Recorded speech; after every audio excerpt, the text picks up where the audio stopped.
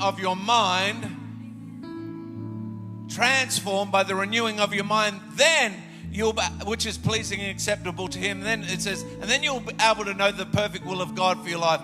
So we've got to have a godly mindset, the mind of Christ in every situation. What is the mind of Christ? Someone hurts you, you forgive them.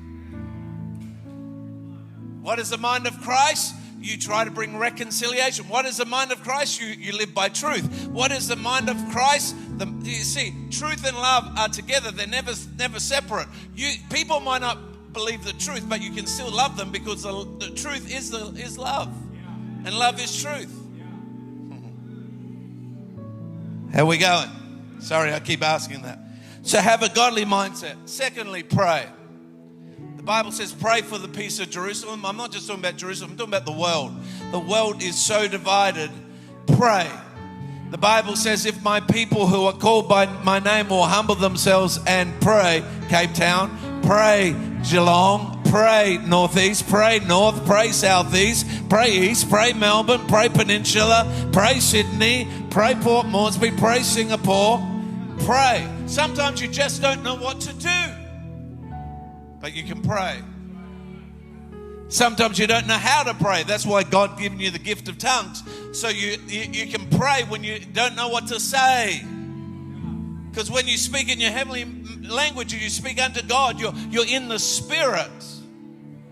Pray. Pray for your enemy, although you shouldn't have an enemy, but perceived enemy, and pray for your friend. Pray for those who do bad against you and pray for those who do good to you. Pray.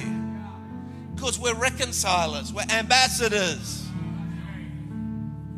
Third thing, forgive. Forgiveness was such a big thing because Jesus said, if you pray and you don't forgive, he doesn't hear you.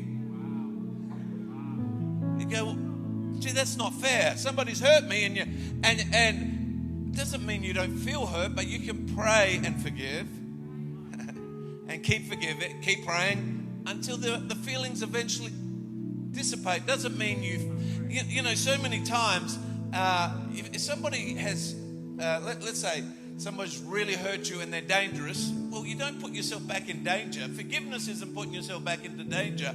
Forgiveness is saying, I'm going to let go and I'm not going to let anything you've done to me hold me. I'm going to release you and I'm going to forgive you, because forgiveness is as much, well, probably more better for me than it is for you. I can't let any bitterness or any unforgiveness hold me because it will mess up my life. So forgive. You can't be a reconciler if you don't know how to forgive. Then reconcile people to Jesus.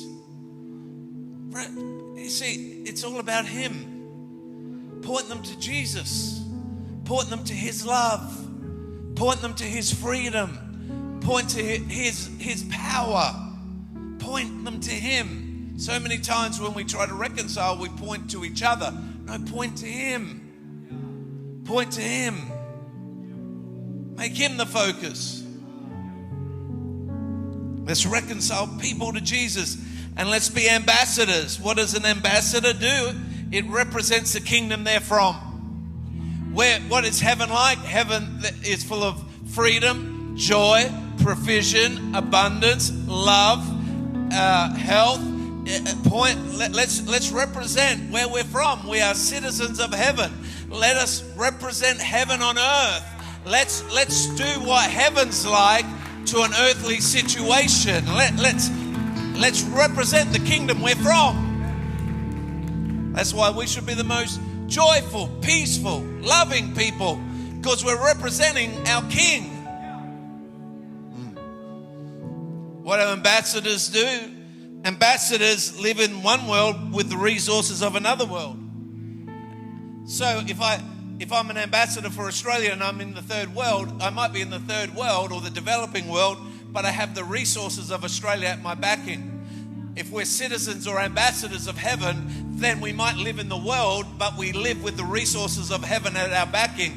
And so the Bible says he supplies all my needs according to his riches and glory. So as an ambassador, I have the resource of heaven. So when he says to me, give to that person, and I give, he backs it up because he brings pressed down, shaken together, and running over.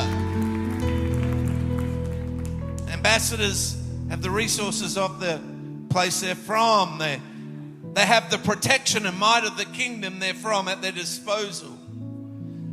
You see, the Bible says the weapons of our warfare are not carnal, natural, but they're mighty to the pulling down of strongholds. What is an ambassador of heaven's weapon? Prayer, praise, forgiveness, generosity, love. So these weapons that we have aren't carnal. The Bible says what you bind on earth shall be bound in heaven. What you loose on earth shall be loose in heaven. You say, but I've tried that. We'll keep trying it, because if you keep doing it, things will change.